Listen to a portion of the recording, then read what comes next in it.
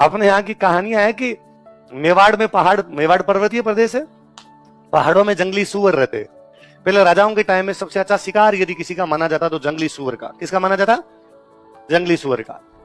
और जंगली सुअर का शिकार बड़ा टफ हुआ करता। पहले जब बंदूकें नहीं आई थी तो भालों से मारते, तो भाले से मारने के लिए जंगली सुअर के पास में जाके भाला मारना पड़ेगा। और अगर जंगली सुअर इतना जानवर शक्तिशाली जानवर होता है कि सिंगल बंदा मारने जाए तो जंगली सुअर उसको मार देते।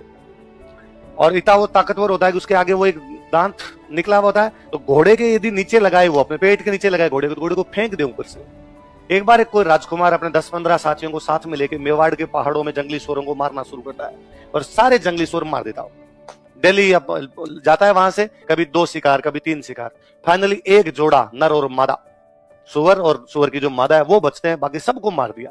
एक दिन नर और मादा अपनी गुफा के अंदर बैठे हुए और गुफा की बाहर टप टप टप की आवाज आती है, घोड़े दौड़ रहे हो, और मादा ने नर को कहा अपने कि आ गया, हम ही बचे हुए के लिए, और कोई भी बचा हुआ नहीं है, आज हम मरेंगे।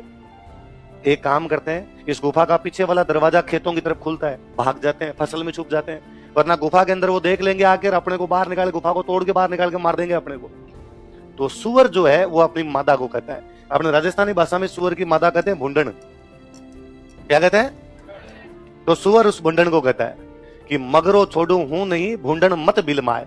पहाड़ों को मगरा बोलते हैं, मगरा मगरी बोलते हैं। तो मगरो छोड़ू हूं नहीं, भुंडन मत बिलमाए, कि पहाड़ छोड़ के कहीं भी नहीं जाऊंगा, हे भुंडन मेरे को डिस्ट्रैक्ट करने की, राजी करने की कोशिश मत कर।